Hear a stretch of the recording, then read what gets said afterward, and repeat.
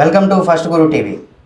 మనతో పాటుగా శ్రీ రుద్రాంశ హనుమాన్ క్షేత్ర వ్యవస్థాపకులు శ్రీ కాకుమాను విరాట్ గారు మనతో పాటుగా ఉన్నారు.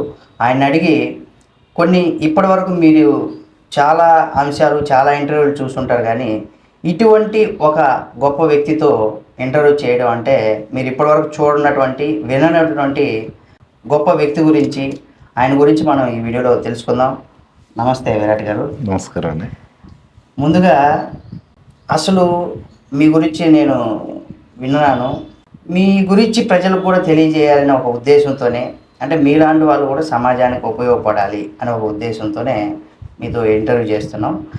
అయితే ఫస్ట్ స్వయంగా మీరు ఉపాసకులు కావడానికి మిమ్మల్ని ప్రేరేపించినటువంటి అంశం ఏంటి? లేదండి, సాధారణంగా నేను కాళీ ఉపాసన చేశాను, ఈశ్వరార్చన చేస్తుంటాను, శివార్చన. ఓకే. అయితే హనుమాన్ ఉపాసన ఏదైతే ఉంటుందో ఆయన చరిత్ర నాకు ఇంట్రెస్టింగ్, అంటే ఆసక్తిని కలిగించడానికి, ఇన్స్పిరేషన్గా తీసుకోవడానికి నాకు చాలా ఉపయోగపడింది. ఓకే. ఆ సాధనలో ముఖ్యంగా ఏంటంటే హనుమాన్ సాధనలో, కలియుగంలో హనుమాన్ సాధన అనేది నేను రియల్గా చూశాను, చాలా అనుభవాలు చూశాను. సో దాని మీద నాకు ఆసక్తి ఇంకా పెరిగింది. ఆ విధంగా సాధన చేసి కొన్ని రకాలైన సిద్ధుల వరకు చేసుకున్నాను. ఓకే. అయితే మీకు బాల్యం నుండే దీని మీద మక్కువ కలవడానికి గల కారణం ఏంటి? లేదండి, మేము ఇంట్లో తాతల కాలం నుంచి కూడా ఆచార సాంప్రదాయాలు పాటిస్తుంటాం కాబట్టి ఆ సాంప్రదాయ పరంగా మాకు శివార్చన అనేది మాకు సాంప్రదాయం. అది మేము నిత్యార్చన ఖచ్చితంగా చేసుకుంటాము. తర్వాత మేము భోజన వ్యవహారాలు ఏదైతే ఉంటుందో అవి చూసుకుంటాము. ఓకే. అయితే ఇప్పుడు మామూలుగా సాధన అంటే ఏమిటి? ఆ సాధన మంత్రానికి అంత బలం ఉంటుంది. అసలు సాధన చేయాల్సినటువంటి వారికి ఉండాల్సినటువంటి నియమాలు ఏంటి అనేది ఒకసారి మనం వేచుకుని చెప్పాలి. సాధన అంటే మామూలుగా ప్రయత్నం అని వస్తుందండి. మీరు ఎప్పుడైతే మంత్రాన్ని సాధన చేయదలుచుకున్నారో అది మంత్ర సాధన అవుతుంది, దేవతానుష్ఠాన విధానం అవుతుంది. ఇక్కడ మీకు మంత్ర సాధన, సో మంత్రం అనేది సాధారణంగా ఇప్పుడు మీకు కొన్ని అక్షరాలు, బీజాక్షరాలతో కూడుకున్నది, కానీ అందులో ఒక సంకల్పం ఉంటుంది. నిజానికి మంత్రంలో ఏంటంటే మనం ఏదైతే చేస్తున్నామో దానికి సంబంధించిన మంత్రాలు కూడా వస్తాయి, కొన్ని బీజాక్షరాలతో కూడుకున్న ఉంటాయి. దీనికి మంత్రానికి దేవత ఆధీనం అయి ఉంటుంది. సో ఆ దేవతను ప్రసన్నం చేసుకోవాలంటే ఒకే ఉన్న వాటిల్లో ఒకే ఒక మార్గం కూడా మంత్రము.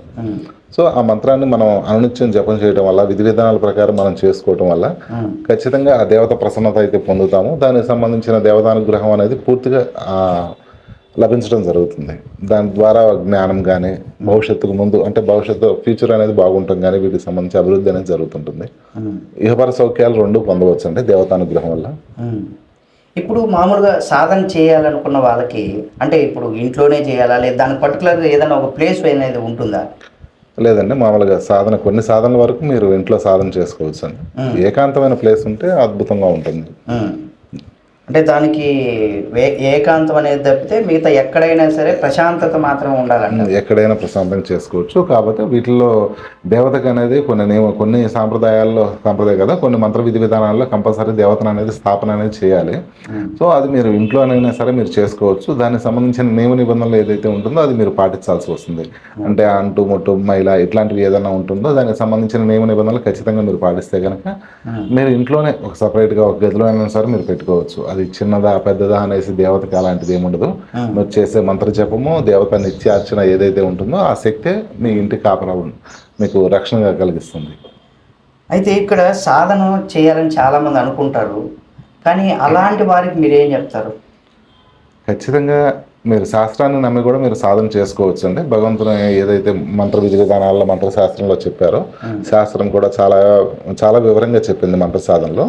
అయితే చాలా మందికి కొంతమంది చేస్తుంటారు 10 సంవత్సరాలు కానీ కొంతకాలం చేస్తుంటారు. వాళ్ళకి సిద్ధించకపోవడానికి కారణం ఏంటంటే కొన్ని కారణాలు వస్తాయి. వాళ్ళకి ప్రారంభ కర్మల వాళ్ళ చేత కానీ, లేదా మంత్ర సాధనలో నియమ నిబంధనలు తెలియక కానీ, లేదా మంత్రానికి అనుగుణమైన సంబంధమైన నియమ నిబంధనలు కొన్ని ఉంటాయి సపరేట్గా, ఆ నియమ నిబంధనలు తెలియకపోవడం కానీ, లేదా దానికి సంబంధించిన కార్యక్రమాలు కొన్ని ఖచ్చితంగా క్రియా కార్యక్రమాలు కొన్ని వస్తాయి ప్రతి మంత్రానికి కూడా.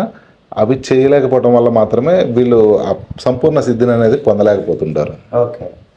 అసలు మామూలుగా మనం జనరల్గా డిస్కస్ చేసుకుంటే అసలు దేవతలు ఉన్నారు అనేసి కూడా మనం హిందూ సనాతన ధర్మంలో వింటూ ఉంటాం. అసలు ఆ దేవతలని ప్రసన్నం చేసుకోవాలంటే ఏ విధంగా చేసుకోవాల్సినటువంటి పరిస్థితి ఉంటుంది? ముఖ్యంగా అంటే మీరు దేవతలు ఏదైతే చెప్తున్నారో యాక్చువల్గా నిజానికి వచ్చేసరికి ఈశ్వరుడు సర్వసాక్షి, ఆయన సర్వం చూస్తూనే ఉంటాడు. ఇప్పుడు దేవతలు ఆయన అంశలు మాత్రమే వస్తుంది. ఆయన అంశల్లో ఏదైతే మీరు సాధన అంటే ఏదైనా ఒక దేవతను మీరు చేసుకోగలిగితే కనుక ఆ మంత్రానికి అనుగుణమైన శక్తి అనేది మీకు అంటే టెంపుల్స్లో కానీ వీటిల్లో ఉండటం జరుగుతుంది కదా, అది ఆ దేవత యొక్క అంశ మాత్రమే. అది పూర్తి దేవత అని కాదు, ఆయన యొక్క శక్తి అంశ. ఆ అంశకి దేవతకి పూర్తి ఇద్దరు ఒకటే. అయితే ఇప్పుడు దేవతలు ఉన్నారు అంటూ ఉంటారు కదా మామూలుగా, వీళ్ళు సాధన చేయాలనుకున్నప్పుడు ఆ దేవతల్ని, రకరకాల దేవుళ్ళు దేవతలు ఉన్నారు, వాళ్ళని నిజంగా మనం చూడగలమా? అంత శక్తి మామూలుగా మనుషులకు ఉంటుందా? ఖచ్చితంగా ఉంటుందండి. ఇది ఒక రకమైన విద్య. యాక్చువల్గా వీటిని ఏమంటారంటే నేను చెప్పేది అగోచర విద్య ఏదైతే ఉంటుందో, అంటే కంటికి కనపడనే వాటిని మనం చూడగలిగే శక్తి, అంటే దాని ఒక సంబంధమైన ఒక మంత్రము వస్తుంది. ఆ మంత్రానికి సంబంధించిన మీరు సిద్ధి చేసుకోగలిగితే కనుక మీరు అగోచరమైన వాటిని కూడా పూర్తిగా చూడవచ్చు ఖచ్చితంగా.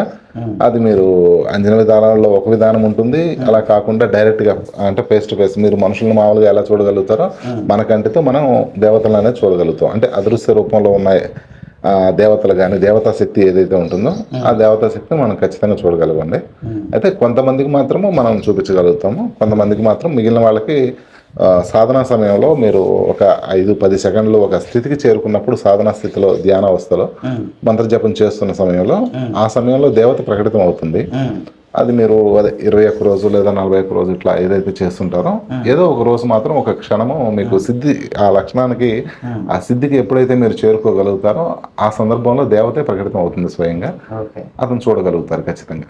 అంటే ఇప్పుడు మీరు డైరెక్ట్గా చూపిస్తాము అనేసి అన్నారు కదా, అయితే మేము కూడా గతంలో మాకు ముందు మేమే ఒక పర్సన్ని, మీరు ఎవరైతే దీన్ని చూపించాలి అనుకున్న వారికి అసలు వాళ్ళకు ఉన్నటువంటి క్వాలిటీస్ ఏంటి?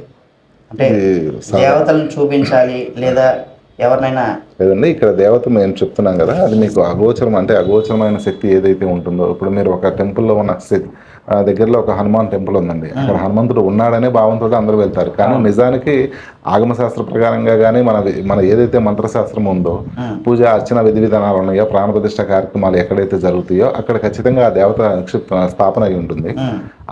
ఆ యొక్క దేవతా శక్తిని మాత్రం మనం చూడవచ్చు. అది ఒక విద్య ద్వారా కుదురుతుంది. కొంతమందికి మాత్రం అని చెప్పాం కదా, ఇప్పుడు నేను అంటే చూడగలనా మామూలుగా, నాకు చూపించగలరా? కొంతమందికి మాత్రము మనం చూపించవచ్చండి. అంటే మీరు డైరెక్ట్ సాధారణంగా సాధకుడు ప్రతి ఒక్కళ్ళు మనిషి చూడవచ్చు. సాధనావస్థలు అంటే ఒక మంత్రం ద్వారా తీసుకొని విధి విధానాల ప్రకారం గురుముఖత కనుక తీసుకోగలిగితే కనుక మీరు ఖచ్చితంగా ఆయా దేవతలను మీరు దర్శనం చేసుకోవచ్చు. అలా కాకుండా ఇప్పుడు విద్య ద్వారా మీరు చూపిస్తారా అని మీరు అన్నప్పుడు ఏంటంటే కొంతమంది పర్సన్స్ ఉంటారు, అంటే ఒక 5 రకాల సంబంధించిన మన ఇల్లు పిల్లి కల్లోళ్ళని కమల పిల్లలు అనేసి అంటారు. పిల్లలు కాదు, పెద్దవాళ్ళే. నేను 52 సంవత్సరాల వాళ్ళ వరకు కూడా చూపించున్నాను. ఎదురుకాళ్ళు పుట్టిన వాళ్ళు అనేసి కొంతమంది ఉంటారు. ఇలాంటి వాళ్ళు ఎవరు? మామూలుగా మీరు ఒక దేవతని చూపించాలి అంటే ఈ 5 రకాల మనుషులు ఎవరు, అంటే ఎటువంటి క్వాలిటీస్ ఉండాలి? ప్రస్తుతానికి యాక్చువల్గా అయితే ప్రతి ఒక్కరికి చూపించవచ్చు అండి. ఆ మంత్ర విధానంలోనే ప్రతి ఎవరికైనా సరే మనం చూపించవచ్చు. ప్రస్తుతం ఉన్న పరిస్థితుల్లో మాత్రం అంటే సాధన పూర్తి అది వేరే సాధన వస్తుంది. యాక్చువల్గా వీళ్ళ వరకు మాత్రము మన పిల్లికాల వాళ్ళు కానీ కమల పిల్లలు ఇట్లా ఎదురుకాలు పుట్టిన వాళ్ళు కానీ కొన్ని అమావాస్య గడియల్లో జన్మించిన వాళ్ళు కానీ అలాంటి వాళ్ళకి మాత్రం మాము రెగ్యులర్గా అంటే మీరు మనుషులను ఎలా అయితే చూడగలుగుతారో దేవతను కూడా మీరు అలా చూడగలుగుతారు. తర్వాత ఉపసంహరణ అని ఉంటుంది, అంటే మీరు చూసిన కాసేపు ఒక 10 నిమిషాలు 5 నిమిషాలు అలా మీరు చూసిన తర్వాత ఉపసంహరణ చేస్తాం. ఉపసంహరణ ఎప్పుడైతే జరిగిందో తర్వాత మళ్ళీ మీకు ఇంకేమి కనపడదు. అంటే అది మీరే చేస్తారు? అది మేమే చేస్తాం. అట్లా అంటే బేసిక్ ఏంటంటే మేము సినిమాల్లో మాత్రమే చూసాము, నిజంగా ఈ విధంగా ఒకటి చేయొచ్చు లేదండి. ఇప్పుడు నేను ఏదైతే చెప్పానో అది నిజానికి యాక్చువల్గా హనుమాన్ విద్యలో దానికి సంబంధించిన వాటిలో ఒక 3 రకాలు, అంటే మొత్తం 3 రకాల విద్యలు కలిపితే మనం ఆ దేవతను చూపించే ప్రక్రియ ఏదైతే ఉంటుందో ఆ విద్య ఏదైతే ఉంటుందో దాన్ని చేయొచ్చు. నిజంగా చేసి చూపించాం కూడా ఖచ్చితంగా చూడవచ్చు అండి. అంటే ఓన్లీ దేవతలైనా లేకపోతే పితృదేవతలు ఉంటారు? అంటే మీకు అగోచరం అంటే కంటికి కనపడని ఎవరైతే అదృశ్య రూపంలో ఉన్న శక్తులు ఏదైతే ఉంటుందో ప్రతి ఒక్క వాటిని మనం చూడవచ్చు అండి. దేవతలు అనేది మనం ఎందుకు అంటున్నాం అంటే దేవతలు అనేది ఎందుకు అంటున్నాం అంటే మన అనుష్ఠానం అంటే సాధన చేసిన వాళ్ళకి ప్రతి ఒక్కరికి ఆ పరమాత్మను చూడాలనే ఒక కోరిక అనేది ఖచ్చితంగా ఉంటుంది. ఆ దేవత అసలు ఎలా ఉంటుందంటే ఇప్పుడు చాలా మంది వీరు ఇంట్లో పూజా కార్యక్రమాలు చేస్తుంటారు, మామూలుగా వీళ్ళ పనులు వీళ్ళు చేసుకుంటారు. నిజానికి వాస్తవంగా మీరు సాధనలో గనక ప్రయత్నం చేసి మీరు సఫలత పొందితే గనక దేవత ఇంట్లో ఖచ్చితంగా ఉందనే భావన మీరు స్థితికి వస్తారు.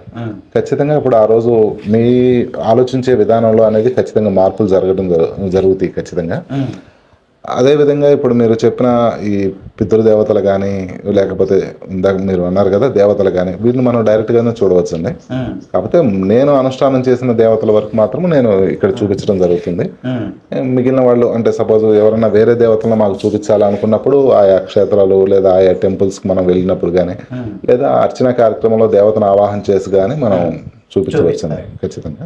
ఇప్పుడు మనకు పితృదేవతలు వాళ్ళు ఉంటారు, వాళ్ళ చివరి కోరికలు ఏమన్నా ఉండి తెలుసుకోవాలనుకున్న వాళ్ళు కూడా మీరు వాళ్ళని కూడా చూపించి వాళ్ళ చివరి కోరికలు లేదు అంటే మనం యాక్చువల్గా విద్యలో సాధ్యం అండి. మనం అదేదో పెట్టుకుంటామనేసి ఏం కాదు. అయితే విద్యలో మాత్రం అది ఖచ్చితంగా సాధ్యము. అంటే మన పర్సన్ అయినా సరే లేదా వాళ్ళ వ్యక్తి ఎవరైనా వాళ్ళ పర్సన్ అయినా సరే ఖచ్చితంగా మేము అలా చేయవచ్చు. అది పాసిబుల్. అదే ఇప్పుడు ఒక పితృదేవతలు ఎవరో ఒక వాళ్ళ ఫాదరో మదరో లేదా ఎవరో వాళ్ళు అకస్మాత్తుగా చనిపోయిన వాళ్ళు ఉంటారు. అలాంటి వాళ్ళకి వాళ్ళ చివరి కోరికలు ఏంటో తెలుసుకోవాలనుకునేసి వాళ్ళు అనుకుంటూ ఉంటారు, కాకపోతే వాళ్ళకి తెలియదు కదా. అటువంటి వారికి ఏమన్నా మనం చూపించగలం వాళ్ళ చివరి కోరికలు తెలియదు. మీరు చెప్పింది కరెక్టే కానీ అది యాక్చువల్గా అదే పనిగా మనం అయితే మనం పెట్టుకోలేదు. మన ఆర్గనైజేషన్ తరఫున అంటే విద్య ఉన్నదా అని మీరు అడిగినప్పుడు మాత్రం అది ఖచ్చితంగా ఉన్నది, అది చేయవచ్చు. గతంలో కూడా జరిగినవి. ఇప్పుడు చాలా మందికి ఏంటంటే నెగిటివ్ ఎనర్జీ అనేది ఉంటుంది. అసలు నెగిటివ్ ఎనర్జీ ఇప్పుడు ప్రస్తుతం సమాజంలో ఎక్కువగా నెగిటివ్ ఎనర్జీ ఉంటుంది. దాని గురించి నమ్ముతారు కానీ కాకపోతే ఉందా లేదా తెలుసుకోవాలని అనుకుంటారు. అసలు అది ఉందని ఎలా గుర్తుపట్టాలి, దాన్ని ఎలా పోగొట్టుకోవాలి? Sir negative energy positive energy ఇందాక మీకు చెప్పారు కదా, అంటే వీళ్ళు వాడుక భాషలోకి ఇవి కూడా ఈ నెగిటివ్ పాజిటివ్ అనేది వచ్చింది. వాస్తవానికి అయితే మాత్రం అవి ఓన్లీ ఒక శక్తికి సంబంధించినవి. పితృదోషము ఇవి ఇవన్నీ కూడా వీటి కిందే వస్తాయి. అంటే పితృదోషం అనేది మనం ఎందుకు అంటున్నామంటే సాధారణంగా ఇంట్లో పూర్వీకులు కానీ అంటే మన ఎవరన్నా పెద్దలు ఎవరైనా చనిపోయినప్పుడు సాధారణంగా మన ఇళ్లలోనే ఉంటారు కొంతకాలం వరకు ఖచ్చితంగా. అలాంటప్పుడు వీళ్ళు కార్యక్రమాలు అంటే ఆహారాలు కానీ అంటే పితృతర్పణాలు కానీ భోజన అంటే మాసికాలు ఇలాంటివి కొన్ని ఉంటాయి కదా, సంవత్సరకాలు తద్దినాలు అవి ఇవి చేయకపోవడం వల్ల వచ్చే దోషం కానీ అంటే వాళ్ళకి పితృదేవతలకి ఆహారాన్ని కానీ వాళ్ళని అర్చన విధానం కానీ మీరు చేయలేకపోవడం వల్ల వాళ్ళ ఘోష అంటే బాధ ఏదైతే ఉంటుందో ఆ బాధ అనేది ఖచ్చితంగా అతని మీదే పడుతుందండి. అది విపరీతమైన పరిణామాలకు దారితీయడానికి అవకాశం ఉంటుంది. వీళ్ళు పనుల ఆటంకాలు కానీ వీటికి సంబంధించి చిన్న ఎగ్జాంపుల్ మనం అక్కడ దాకా కూడా కాదు, ఒక మనిషిని మనం పక్కన పెట్టుకొని వాళ్ళకి భోజనాలు అంటే ఒక పని మీద కానీ అంటే మనము అని ఉండడానికి కారణం ఎవరన్నా ఉంది అంటే కనుక భగవంతుడు ఉన్నాడో లేడో అనేసి అది సెకండ్ మ్యాటర్ కింద తీసుకున్నా కానీ మన పితృదేవతలు అయితే ఖచ్చితంగా ఉన్నారు కదా, వాళ్ళకి ఖచ్చితంగా మనం కృతజ్ఞతగా ఉండాల్సిన బాధ్యత ఉంది. అలాంటి సందర్భంలో పితృదేవతలు చనిపోయినప్పుడు ఉన్నారు అనేసి వాళ్ళు ప్రకటితం అవుతుంటారు చాలా మంది పిల్లల్లో. సో అలాంటప్పుడు కూడా పితృకర్మ చేయకుండా కానీ ఇలా చేయటం వల్ల అంటే వాళ్ళకి ఆహారాన్ని మనం అందించలేకపోవడం వల్ల కానీ మన అనుష్ఠాన బలం సరిగ్గా లేక కానీ దాని పూర్తి ఘోష దాని ఎఫెక్ట్ ఏదైతే ఉంటుందో మనం మన పిల్లలు కూడా అనుభవించాల్సి వస్తుంది. అది ఒక శాపంగా పరిగణిస్తుంది. అటువంటి వాటిని తొలగించుకోవాలంటే ఏం చేయాలంటారు? అసలు ఇప్పుడు మీరు చెప్పిన దాని ప్రకారం ఏంటంటే ఉంది, దాన్ని వాళ్ళు ఒకవేళ వాళ్ళు ఇబ్బందులు పడుతున్నారంటే ఇది కూడా ఒక కారణమైనది అని చెప్తున్నారు కదా, మరి దాన్ని తొలగించుకోవాలంటే వాళ్ళు ఏం చేయాలి? సో ముఖ్యంగా వీళ్ళు చేయవలసిందల్లా కృతజ్ఞత కలిగి ఉండాలి. వాళ్ళ ఎందు పితృదేవతల ఎందు కృతజ్ఞత కలిగి ఉంటే కనుక ఖచ్చితంగా కొంతవరకు బయటపడడానికి అవకాశం ఉంటుంది. అలాగే మన అనుష్ఠానం అంటే సాధనా బలంలో ఏదన్నా ఒక దేవతను మీరు అనుష్ఠానం చేసి ప్రసన్నం చేసుకోగలిగితే కనుక అంటే నాకు పలానా వెంకటేశ్వర స్వామి ఇష్టం అండి లేదా పలానా హనుమాన్ ఇష్టం అనేసి మనం అనుకోవటం కాదు, మన సాధనతోటి మనం ఆ దేవతను ప్రసన్నం చేసుకొని అనుగ్రహం పొందగలిగితే కనుక అది సాధకుడికి అర్థం అవుతుంటుంది. నేను చెప్పిన భాష ఏదైతే ఉంటుందో అది వాళ్ళు ప్రకటితం అయినప్పుడు మాత్రం అలాంటి సాధకులకు మాత్రము కొంచెం ఈజీగా బయటపడడానికి అవకాశం ఉంటుందండి. ఓకే, ఇప్పుడు ఈ కర్మ అనేసి అంటూ ఉంటారు కదా, కర్మకి మనం కనుక చూసినట్లయితే ఆ కర్మ తొలగిపోవాలంటే వాళ్ళు ఏ విధంగా చేస్తే వాళ్ళకు ఉన్నటువంటి కర్మ అనేది తొలుగుతుంది? లేదండి, అది కర్మ అనేది అనుభవించవలసి వస్తుంది. అది జరిగిపోతూనే ఉంటుంది సాధారణంగా. సత్కర్మలు చేయటం వల్ల ఏంటంటే కొంచెం పుణ్యగతులు ఉత్తమ గతులు కలుగుతుంటుంది. దాన ధర్మాలు పుణ్య కార్యక్రమాలు ఏ అయితే మనం చేస్తుంటామో దానివల్ల సత్కర్మలు చేసే భాగ్యం అనేది కూడా కలుగుతుంటుంది. కొంతమందికి అనుకోకుండా ఎవరో వచ్చి సాయం అడుగుతుంటారు, మన చేతిలో ఉన్నది ఇస్తుంటాం కదా. సో అదే విధంగా అది కర్మ, సత్కర్మ. అది అంటే దాని పుణ్యం ఏదైతే ఉంటుందో ఖచ్చితంగా మనం జరుగుతుంది. ప్రతి ఒక్క మనిషి ఉన్న పరిస్థితుల్లో సత్కర్మలు చేయడానికి ప్రభావం చూడగలిగితే కనుక, అంటే ప్రయత్నం చేయగలిగితే కనుక, అలాంటి కార్యక్రమాలు చేసుకోగలిగితే కనుక దాని ప్రభావం అనేది మీకు అప్పుడు కనిపించకపోవచ్చు, కానీ ఖచ్చితంగా భవిష్యత్తులో అనేది దాని మన కర్మలను తగ్గించుకోవడానికి కానీ అది కూడా ఒక ఉత్తమమైన మార్గం అవుతుంది. అంటే మీరు చేసే సత్కర్మల వల్ల గురుసేవ కలగవచ్చు, దేవతానుగ్రహం కలగవచ్చు, ఈశ్వరానుగ్రహం కూడా కలగవచ్చు. అయితే జనరల్గా మీరు చెప్పిన దాంట్లో నాకు మరి ఒక డౌట్ వచ్చింది. ఇప్పుడు జనరల్గా ఏంటంటే కర్మని మనం 100% అనుభవించాలని చెప్తున్నాం. ఈ అనుభవించాలన్నప్పుడు మనం ఇప్పుడు రకరకాలైనటువంటి దేవతలకు కూడా పూజ చేస్తూ ఉంటాం. మనం అనుభవించాలన్నప్పుడు వాళ్ళకి ఎందుకు పూజ చేయాలని చాలా మందిలో ఇప్పుడు మనకు దేవుడు అనేవాడు మనం తెలుసో తెలియక తప్పు చేసాం, దానికి ప్రాయశ్చిత్తంగా ఈ కర్మను అనుభవిస్తున్నాం, ఆ కర్మ తొలగిపోవడం కోసమే అనే ఒక ఉద్దేశంతో దేవతలకు పూజ చేస్తూ ఉంటారు కదా, మరి అక్కడ తీరుతుంది అంటారా? కర్మ తొలగిపోవడం కోసం అనేది పూజా కార్యక్రమాలు ఏం చేయరండి. సాధారణంగా ఉన్న 99% మెంబర్స్ ఎవరైతే ఉన్నారో, అంటే సాధకులు కానీ ఎవరైనా సరే, ఒక సంకల్పంతో, ఒక సిద్ధితోటి ఏదో ఒక మంత్రాన్ని కానీ లేదా ఒక దేవతను ప్రసన్నం చేసుకోవాలనే కోరికతో మాత్రమే చేస్తుంటారు. నిజానికి అది కూడా కర్మే అనమాట. కాకపోతే మీరు అనుష్ఠానం చేసే దేవతలు ఎవరైతే ఉన్నారో వాళ్ళు మన కర్మని తీయలేనప్పుడు ఎందుకు చేస్తుంటారు అనేసి మీరు అన్నారు. సాధారణంగా కర్మ అనేది ఏదైతే ఉంటుందో అది ఖచ్చితంగా ఒక శాస్త్ర విధానంలో చాలా స్పష్టంగా చెప్పారు. ఒక శరీరం కలిగి ఉండాలి. ఇప్పుడు మీరు శ్రీరామచంద్రుడు కానీ వీళ్ళు ఎవరైతే మన శ్రీకృష్ణ భగవానుడు మానవ రూపం ఎత్తి కదా వచ్చింది, దానికి సంబంధించిన కర్మ ఏదైతే ఉంటుందో అది అనుభవించి ఉన్నారు కదా. సో ఒక కర్మ చేసినప్పుడు దానికి సంబంధించిన ఫలితం ఏదైతే ఉంటుందో అది ఖచ్చితంగా జరగవలసి ఉంటుంది. దానికి శరీరం అనేది కావాలి.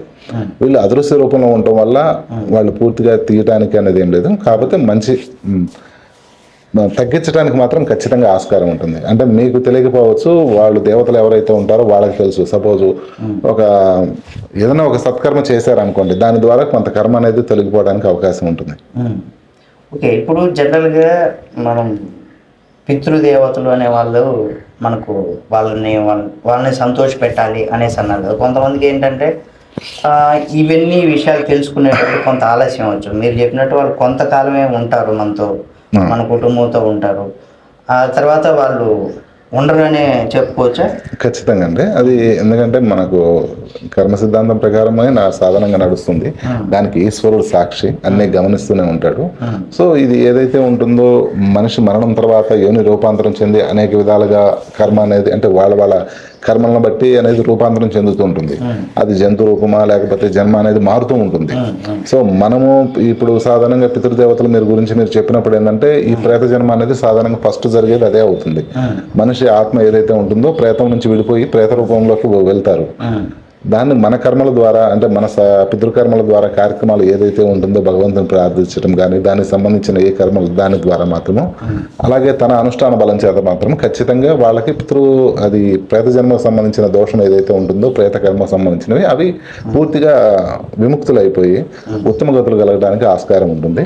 వాళ్ళు ఖచ్చితంగా సాధకులుగా, అంటే మనము అనేది ఏదైతే ఉన్నామో, నేను అనేది కానీ మన పితృదేవతల నుంచి వచ్చి ఉన్నాం కాబట్టి ముఖ్యంగా చేయవలసింది పితృదేవత ఆరాధన ఖచ్చితంగా చేయాలి. వాళ్ళ ఎందుకు కృతజ్ఞత కలిగి ఉండాలి. ఓకే, ఇప్పుడు ఈ సాధన అనేది కూడా ఒక గృహస్థుడైన కూడా చేసుకోవచ్చా?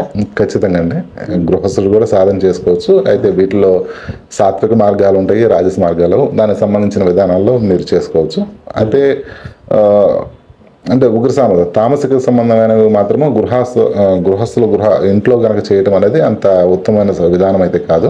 ఎందుకంటే సాధన అనేది మనకు సంబంధించింది, కానీ తామసిక సాధనలో కొంచెం అది ప్రకటితమయ్యే లక్షణాలు ఎక్కువగా ఉంటాయి. అది ఉగ్ర సంబంధమైన అయితే ఉగ్రభావన కలిగి ఉంటారు. అలాంటివి గృహంలో చేయటం వల్ల దాని తద్వారా మనతో పాటు ఉన్న వాళ్ళు కూడా కొంచెము విపరీతమైన పరిణామాలకి బాధపడవలసి వస్తుంది కొన్ని కారణాలు. అంటే కొన్ని ఏదన్నా బై మిస్టేక్స్, అంటే అక్కడ నియమాలు పాటించకపోవడం వల్ల ఖచ్చితంగా నియమ నిబంధనలు చాలా ఉంటాయండి. అలాగే కొన్ని తామసిక పూజా కార్యక్రమాలు, అంటే వామాచార విధానం కానీ కొన్ని విధానాల్లో గృహస్థం ఇంట్లో చేయటం వల్ల కొన్ని ఇబ్బందులు అయితే ఖచ్చితంగా కలగడం జరుగుతుంది. కానీ ఒక సాధకుడికి ఏకాంత స్థలంలో వాళ్ళ వారికి మాత్రం ఎలాంటిది ప్రాబ్లం ఏం లేదు. అంటే మీరు ఖచ్చితంగా చేసుకోవచ్చు, బట్ ఒక లిమిట్ అనేది ఉంటుంది. లిమిట్ దాటి మాత్రమే మీరు చేసుకోవడానికి కరెక్ట్ కాదు.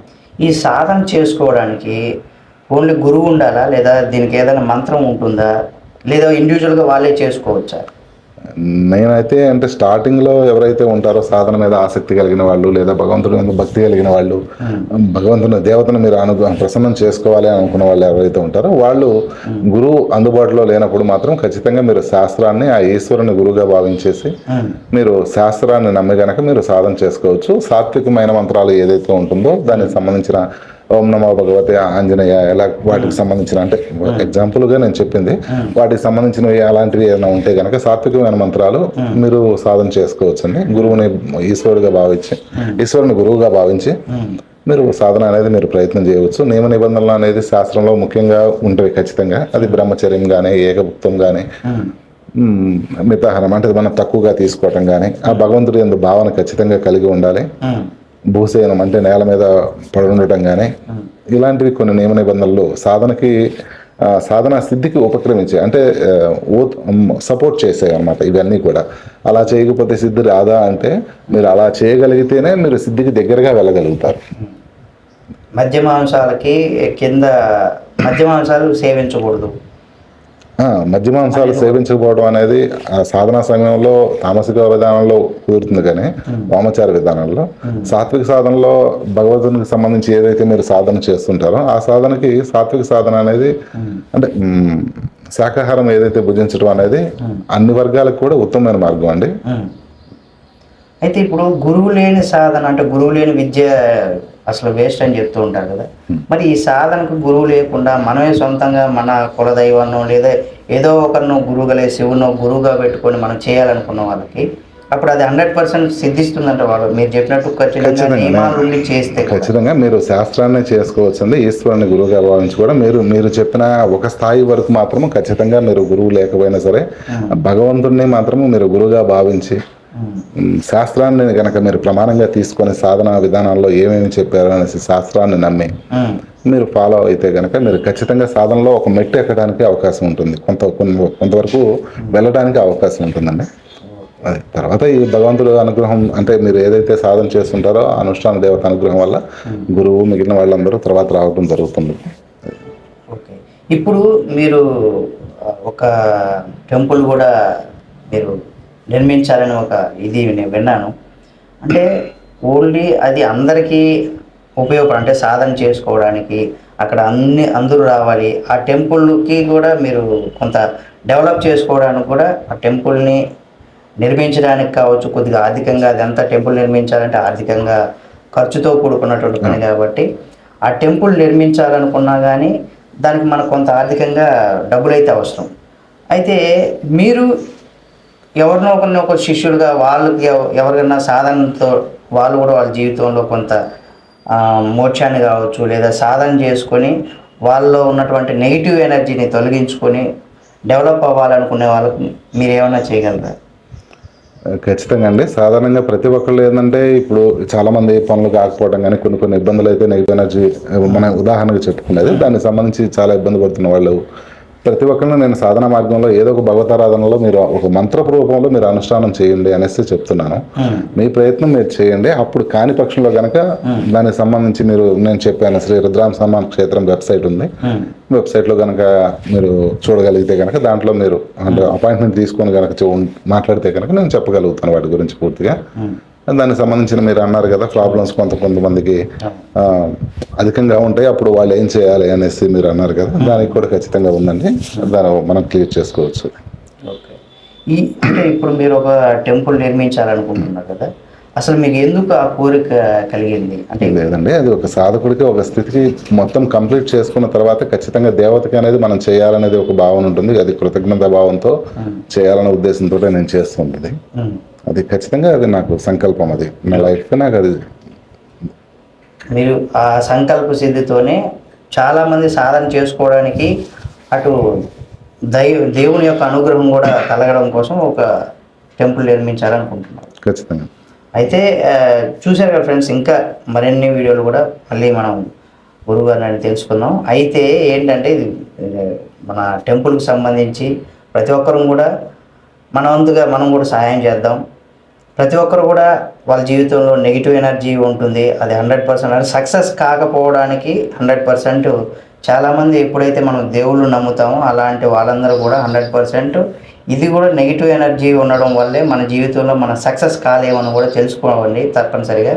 అటువంటి మీరు కూడా మీ జీవితంలో అది వ్యాపార రంగంలో కావచ్చు, లేదా కొంతమందికి మామూలుగా బిజినెస్కే కాకుండా కొంతమంది ఎంత కష్టపడి పని చేస్తున్నా వాళ్ళు పైకి రాకపోవడం, లేదా కొంతమంది వివాహం ఆలస్యం అవుతూ ఉంటుంది.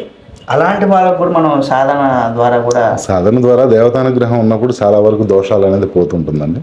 దోషాలు తొలగించుకోవడానికి సాధన అనేది ఏకైక మార్గం అంటారు. ఖచ్చితంగా. అంటే బయట వేరే వాళ్ళ దగ్గరికి వెళ్ళేసి మీరు అమౌంట్ టైము ఇవన్నీ వేస్ట్ చేసుకునే బదులు సాధన అంటే మన ప్రవర్తనలో మార్పు తెచ్చుకొని గనక మనం చేసుకోగలిగితే గనక అది మీకు స్వయం అనుభవం అవుతుంది. అది మీ భవిష్యత్తు తరాలకు కానీ లేదా మీ ఉద్ధరణకు అంటే మీ జన్మ సార్థకతకు కానీ భగవంతుని నమ్మి మనం ముందుకు వెళ్ళేటప్పుడు ఈ మార్గంలో అనేది మీకు ఉద్ధరింపబడతారు ఖచ్చితంగా. సో మీ ప్రయత్నం అనేది 90% మీరు ప్రయత్నం చేసుకోండి. అప్పటికీ రాని పక్షంలో మాత్రం మీరు సంప్రదించవచ్చు. అది గురువుని ఆశ్రయిస్తే బాగుంటుంది. ఓకే, ఇప్పుడు మీరేం చెప్తారు జనరల్గా మన ఆడియన్స్ కావచ్చు, ఓన్లీ సాధన చేసుకోండి అని మాత్రమే చెప్తారా, లేదా సాధన మీరు వాళ్ళకి ఏదైనా మీరు చెప్పగలరా? అంటే ఈ మంత్రాన్ని లేదా దీన్ని మీరు సాధన ఇది మా విధానం ఏదైతే ఉంటుందో మంత్ర విధానం పూర్తిగా కొంచెం భిన్నంగా వస్తుంది. గురుముఖత అనేది దానికి ఒక విషయం చెప్తాను మీకు. గురువు అనేవాడు ఎలా వస్తుందంటే మీరు యజ్ఞం కానీ ఏదైనా జరిగేటప్పుడు అగ్నిని ఫస్ట్ ప్రజ్వలిస్తారు. దాని ఏదో మీకు ఏదైతే ఉంటుందో ఆ కొంచెం అగ్ని అది సాధకుడు కనుక అంటే మన హోమగుండంలో వేసేసి అంటే యజ్ఞగుండంలో వేసిన తర్వాత వాళ్ళు ప్రజ్వలింపజేస్తారు మంత్రోచ్చరణతో కానీ. ఇలా అది మహాఅగ్నిగా మారుతుంది, మహాశక్తిగా మారుతుంది. సో అలాగే సాధకుడు గురువు ఇచ్చిన మంత్రాన్ని గురువు మీద నమ్మకాన్ని పెట్టి కనుక వాడు స్వయం సాధన చేసినప్పుడు కనుక చేస్తే కనుక ఖచ్చితంగా అది మహాఅగ్నితో సమానం. అంటే ఒక శక్తిని ఖచ్చితంగా వాళ్ళు పొందగలుగుతారు. ఇది మనం విరాట్ గారిని అడిగి చాలా విషయాలు తెలుసుకున్నాం కదా. మరిన్ని విషయాలు కూడా మళ్ళీ మరొక ఇంటర్వ్యూలో కూడా తెలుసుకుందాం. 100% ఒక మంచి సంకల్పంతో మీరు మీ జీవితంలో మార్పు రావాలి అంటే, కష్టాల్లో ఉన్న వారికి ఆ కష్టాలు తొలగిపోవాలంటే సాధన అనేది ఏకైక మార్గం అనేసి కూడా మనం చెప్పిన దాని ప్రకారం తెలుసుకున్నారు కదా. సాధన చేయండి. మీకు ఇన్ కేస్ ఆ సాధనలో మీరు పూర్తి స్థాయిలో మీరు సక్సెస్ కాలేకపోతే మన గురువుగారి నెంబర్ కూడా మీకు మన వీడియో డిస్క్రిప్షన్లో అలాగే వీడియోలో కూడా మీకు కింద స్క్రోల్ అవుతూ ఉంటుంది, చూడండి. అలాగే సంప్రదించండి. అంటే ఓవరాల్గా ఏంటంటే ఇది ఏదో కమర్షియల్గా చేస్తున్నటువంటిది ఇది కాదు. నాకు తెలిసి ఓన్లీ కేవలం టెంపుల్ కోసం జనాలు మోటివేట్ చేసుకోవడం కోసం అనేది. అంటే మనకు సంబంధించిన జ్ఞానం అనేది ఖచ్చితంగా ఇవ్వాలి. అంటే విద్య ఎలా అభివృద్ధి చెందుతుంది అంటే విద్య పంచడం ద్వారా మాత్రమే ఖచ్చితంగా అది అభివృద్ధి. విద్య అనేది విలువ అనేది విద్యకి విలువ ఉంటుంది ఖచ్చితంగా. అదే భావంతో గురువుగా అంటే గురువు ఖచ్చితంగా చేసేది అదే శిష్యులకు కూడా. సో నేను చెప్తుంది ఏంటంటే మీరు ఇప్పటివరకు ప్రయత్నం చేయకపోవడం వల్ల వేరే వాళ్ళ దగ్గర వెళ్ళటం ఇలా తిరగటం ఇవన్నీ చాలా టైం వేస్ట్ చేస్తున్నారు. మీరు భగవంతుడిని కనుక ఇప్పుడు మీరు నమ్మకంతో మీరు వెళ్తున్నారు. అదే నమ్మకం మీరు స్వయంగా మీరు పెట్టుకొని మీరు సాధనకు ప్రయత్నం చేయండి. శాస్త్రాన్ని నమ్మండి. శాస్త్రంలో విధి విధానాలు ఎలా అయితే ఉన్నాయో దాన్ని మీరు సాత్విక మార్గంలో దక్షిణాచార విధానంలో దేవతను మీరు ఎలా అనుష్ఠానం చేస్తారో దానికి ప్రయత్నం చేయండి. అలాగే నియమ నిబంధనలు ఏ అయితే ఉంటాయో అవి మీరు ఖచ్చితంగా పాటించండి.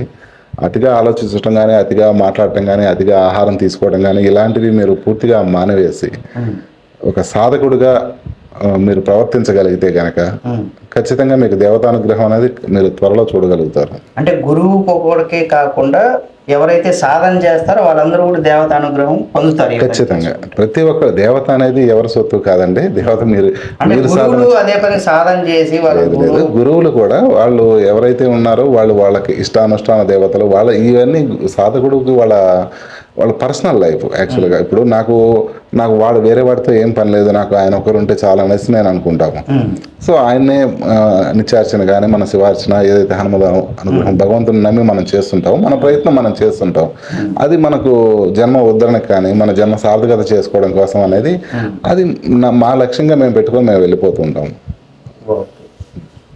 సరే, ఏదేమైనా మీరు చాలా విలువైన అంశాలు చెప్పారు. తప్పనిసరిగా మీ సంకల్పం ఏదైతే ఉందో అది 100% అంటే సంకల్పం అంటే మీరేదో కావాలని కాదు, ఏదైతే మీరు టెంపుల్ దాన్ని నిర్మించాలనుకున్నారో అది ప్రతి ఒక్కరు కూడా మా అందరి సపోర్ట్ కూడా ఉంటుంది. తప్పనిసరిగా మన హిందువులందరూ కూడా ఎక్కడైనా ఒక టెంపుల్ నిర్మించాలంటే చాలామంది డొనేట్ చేస్తారు. మనం చూసినట్లు అయోధ్య రామ మందిరానికి కూడా ప్రతి ఒక్కరు కూడా డొనేట్ చేశారు. కొంతమంది ఇటుకలే డొనేట్ చేశారు. రకరకాలుగా అంటే ఏదో ఒక రూపాన ప్రతి ఒక్కరు కూడా మన ఖచ్చితంగా అదే టెంపుల్ సత్కర్మలు అనేది మనం ఒక్కలవే ఎప్పుడు చేయకూడదండి. ఖచ్చితంగా అవకాశం ఇవ్వాలి. అది వాళ్ళ దానికి మనం అవకాశం అనేది ఖచ్చితంగా ప్రజలకు ఇవ్వాలి. అది పుణ్య కార్యక్రమాల కింద మనం భావిస్తాం. హిందువులు దేవతా కార్యక్రమాలు అంటే అది మన జన్మ సుకృతం కింద మనకు వచ్చిందనే భావిస్తుంటాము. అది మనం అనేది అవకాశం అనేది ఖచ్చితంగా ప్రజలకు ఇవ్వాల్సి వస్తుంది. కాబట్టి ప్రతి ఒక్కరు కూడా మీరు కూడా ఇప్పుడు అయోధ్యకి ఏ విధంగా అయితే కొంతమంది విరాళాల రూపంలో ఇచ్చారు, కొంతమంది ఇటుకలు డొనేట్ చేశారు. అంటే ఒక కాలనీలు నేను కూడా చాలా చోట్ల డొనేట్ చేయడం అంటే సేకరించి డొనేట్ చేశాను అనమాట. కొంతమంది కాలనీలో ఒక్కొక్కరు 100 రూపాయలు, కొంతమంది 500, 1000 ఇట్లా అందరూ చేసి మనం అయోధ్యకి ఏ విధంగా అయితే డొనేట్ చేసామో సేమ్ ఎక్కడైనా సరే. అయితే ప్రతి ఒక్కరు కూడా మీరు అదేదో కమర్షియల్ కాదు, మీకు దేవాలయానికి మనం డొనేట్ చేయాలనుకున్న ప్రతి ఒక్కరు కూడా ఏదో ఒక రూపాయలు డొనేట్ చేయండి. సరే, అది పక్కన పెడితే ఏంటంటే మీరు కూడా మనకి ఏదైనా నెగిటివ్ ఎనర్జీ ఉంది లేదా మన జీవితంలో సమస్యలు ఉన్నాయి, అవి ఏమన్నా క్లియర్ చేసుకోవాలంటే కూడా మన విరాట్ గారి నంబర్ కూడా మీకు అపాయింట్మెంట్ తీసుకోండి. మీకు నంబర్ కూడా మన వీడియోలో కింద డిస్ప్లే అవుతుంటుంది. అలాగే అపాయింట్మెంట్ తీసుకొని మీ సమస్యలు కూడా మీరు, ఎందుకంటే ప్రతి ఒక్కరూ కూడా రకరకాల వాటికి ఖర్చు పెడుతూ ఉంటాం. మనకున్నటువంటి చాలామంది చేసే తప్పు ఏంటంటే వాళ్ళకి తెలిసి కూడా తప్పు చేస్తూ ఉంటారు. ఇది ఒకటి ఉంటుందని తెలుసు కానీ దాన్ని సరిదిద్దుకోవడం కోసం రోజుల తరబడి ఎక్కడెక్కడో చేసిన తర్వాత చివరికి అంతా పోగొట్టుకున్న తర్వాత చివరి నిమిషంలో తెలుసుకొని వస్తూ ఉంటారు. కాబట్టి మీరు పర్ఫెక్ట్గా ఏం చేస్తే, ఇప్పుడు ఇక్కడ ఏంటంటే మీరు సాధన చేయండి, సాధనతోనే మీకు సాధ్యం అవుతుంది. అది మీరు ఇంట్లో ఉండి చేస్తారా ఎలా చేస్తారనేది పక్కన పెడితే మీ చేతుల్లోనే మీ భవిష్యత్తు ఉంటుంది అని ఒక రకంగా చెప్పాలంటే విరాట్ గారు అదే చెప్తున్నారు. కాబట్టి మీరు సాధన చేయండి. ఒకవేళ కాని పక్షంలో కూడా 100% మన విరాట్ గారిని సంప్రదించండి. కింద మీకు సార్ గారి నంబర్ కూడా ఇస్తాం. దాన్ని అపాయింట్మెంట్ తీసుకొని 100% ఇది చేయొచ్చు. ఇక మీరు కూడా మన ఆడియన్స్కి ఏదైనా సాధనకు సంబంధించి ఇంకా వాళ్ళకి ఇట్లా నేను చెప్పే కదా ఇంకేదైనా ఉండాలంటే మీరేమంటారు వాళ్ళకి? సో మీరు ప్రయత్నం అంటే దానికి సంబంధించిన విధి విధానాలు యాక్చువల్గా లాంగ్ ప్రాసెస్ అంతా చెప్పడం, చాలా సాధన గురించి పూర్తిగా వివరంగా చెప్పాలంటే చాలా టైం పడుతుంది. సో మీరు శ్రీ రుద్రాం సన్మాన్ క్షేత్రము యూట్యూబ్ ఛానల్ ఉంది. దానికి సంబంధించిన సాధన మార్గాలు కానీ విధి విధానాలు కానీ నేను పూర్తిగా అందులో చెప్పడం జరుగుతుంది. మీరు ఒకసారి చూడగలిగితే మీరు సబ్స్క్రైబ్ చేసుకుని మీరు ఒకసారి చూడండి, వాటి గురించి అప్డేట్ వస్తుంది. ఆ విధంగా మీరు మీ స్వయం సాధన అనేది మీరు చేసుకోవచ్చు అండి. దేవతా సాధన మీరు ఇంట్లోనే స్వయంగా చేసుకోండి. ఓకే, అంటే మీ ఛానల్లో మీరు సాధనకు సంబంధించి మొత్తం వీడియోస్ చెప్పారు. అది సాధన కొంత సమయంలో నేను చెప్తాను, కొంత త్వరలో కూడా రాబోతుంది, త్వరలో రాబోతుంది. కాబట్టి ఆ ఛానల్ కూడా చూడండి. దాన్ని కూడా ఈ వీడియో ఛానల్ పెట్టినప్పుడు ఈ వీడియో డిస్క్రిప్షన్లో కూడా ఇస్తాను ఛానల్ లింకు. దాంట్లో మీరు చూడండి, సాధన చేయండి. కాని పక్షంలో అపాయింట్మెంట్ తీసుకొని కలవచ్చు, మీ సమస్యలను కూడా క్లియర్ చేసుకోవచ్చు. మళ్ళీ మరికొంత సమాచారం, మరికొంత ఇన్ఫర్మేషన్ దీనికి సంబంధించి మరికొన్ని వీడియోలు కూడా మళ్ళీ మనం చేద్దాం. నమస్తే, థ్యాంక్ యూ అండి. నమస్కారం.